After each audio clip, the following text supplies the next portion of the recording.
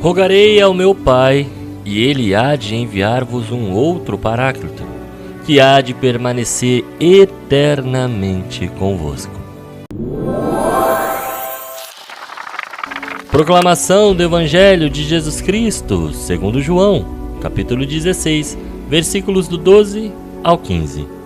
Naquele tempo, disse Jesus a seus discípulos: Tenho ainda muitas coisas a dizer-vos, mas não sois capazes de as compreender agora.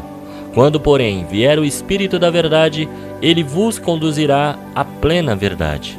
Ele me glorificará, porque receberá do que é meu e vô-lo anunciará. Tudo o que o Pai possui é meu. Por isso, disse que o que ele receberá e vos anunciará é meu. Palavra da salvação. Glória a vós, Senhor. Em nome do Pai, do Filho, do Espírito Santo. Amém.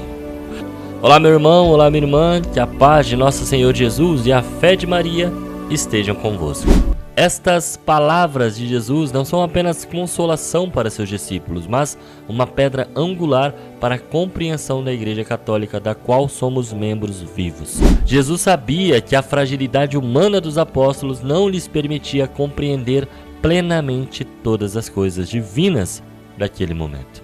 Por isso, ele promete o Espírito da Verdade, o Paráclito, que não só os guiará, como vimos no dia de ontem, mas os capacitará a assimilar e a proclamar a plenitude da revelação. É o Espírito Santo quem, desde Pentecostes, impulsiona a Igreja Católica e a mantém na verdade de Cristo.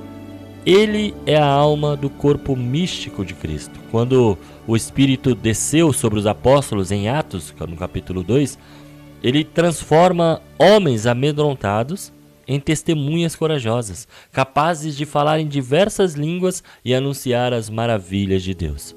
Neste exato momento, acontece a efusão do Espírito Santo e marca o nascimento público da Igreja Católica. Uma igreja que nasce da vontade de Cristo e é animada pela força divina. Jesus estabelece uma estrutura visível para a sua igreja. Ele, em Mateus capítulo 16, versículo 18, uma passagem que é muito distorcida e que tentam dar voltas em voltas e voltas para negar o óbvio, mas cuja verdade é uma só. Jesus diz a Pedro: Tu és Pedro, e sobre esta pedra edificarei a minha igreja, e as portas do inferno não prevalecerão contra ela. Aqui vemos claramente a instituição da igreja sobre a rocha de Pedro e a promessa que ela jamais será destruída. Pedro é o primeiro papa da igreja. É a ele que Jesus entrega as chaves do reino do céu e da terra. E diz: Tudo o que ligares na terra será ligado nos céus, e tudo o que desligares na terra será desligado no céu. Pedro, com sua confissão de fé, é o fundamento visível da unidade e da verdade. Ele lidera para Cristo, com Cristo e por Cristo. Pedro não substitui Cristo, como alguns de nossos irmãozinhos separados acreditam. Ele está às ordens de Cristo. Ele é a autoridade instituída por Cristo aqui na terra. E essa autoridade de Pedro é transmitida através da sucessão apostólica. Como quando Matias substitui Judas Iscariotes pela liderança de Pedro, diga-se de passagem.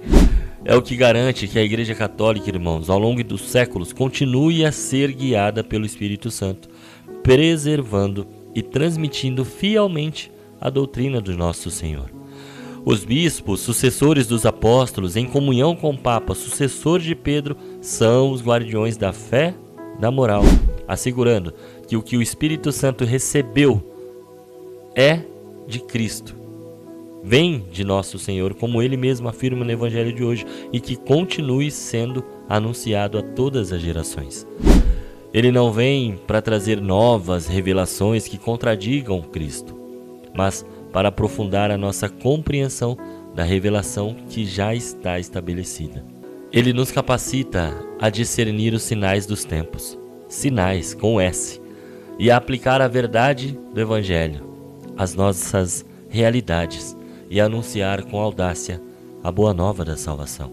Por isso a igreja é o sacramento universal da salvação, o lugar onde a verdade de Cristo é pregada, onde os sacramentos são celebrados e a graça divina dispensada. Ela é a continuadora da missão de Cristo no mundo, com a missão de levar toda a verdade a todos os povos até os confins da terra, como ele mesmo ordenou em Marcos capítulo 16. Ide por todo o mundo e pregai o evangelho a toda a criatura. Meus caros, a fundação da Igreja Católica não é uma invenção humana, mas uma obra divina, enraizada na vontade de Cristo e sustentada pela ação do Espírito Santo. Tudo o que conhecemos hoje, escolas, hospitais, orfanatos, asilos, universidades, entre outras milhares de fundações, saíram de dentro da Igreja Católica, pois ela é a luz de Cristo no mundo, para que eu e você pudéssemos, através da sua igreja, ter acesso a tudo aquilo que ele tem para nós. Somos chamados a valorizar e amar esta igreja, nossa mãe, nossa mestre. Ela que nos nutre com a palavra e a Eucaristia. Somos chamados a ser membros atuantes, colaborando na propagação do Evangelho e na construção do Reino de Deus. E aqui tem sempre aquele argumento que alguns usam, né? E as pedofilias, a Inquisição, as cruzadas? É um assunto longo, mas cabe uma reflexão.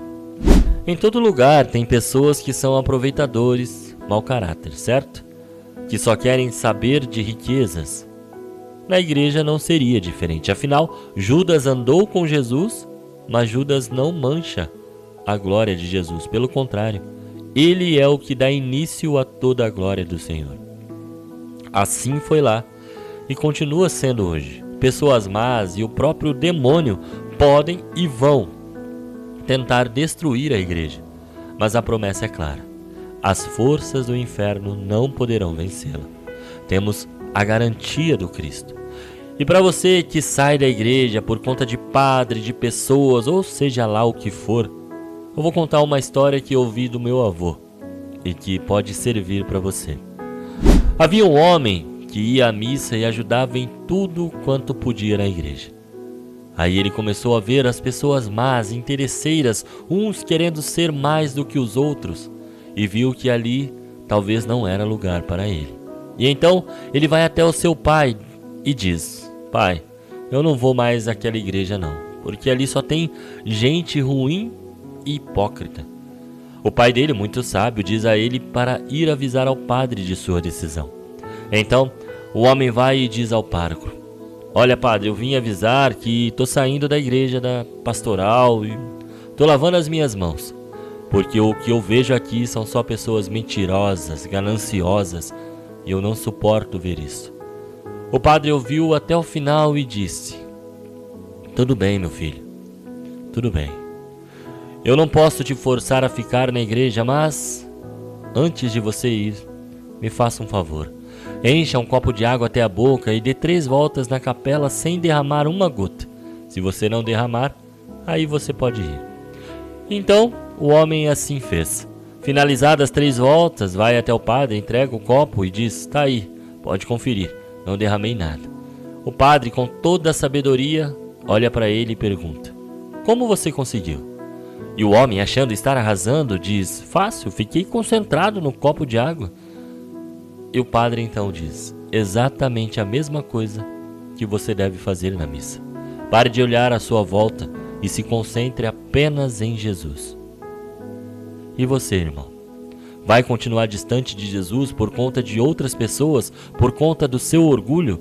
Vai continuar agindo como Judas? Ou vai ser como Pedro, que arrependido voltou para Jesus para amá-lo e apacentar o seu rebanho? Que o Espírito Santo nos ilumine sempre, nos guie a toda a verdade e nos conceda a graça de sermos fiéis discípulos de Cristo, perseverando na fé da Igreja Católica que Ele mesmo fundou. Deus abençoe você e até amanhã, se Ele quiser.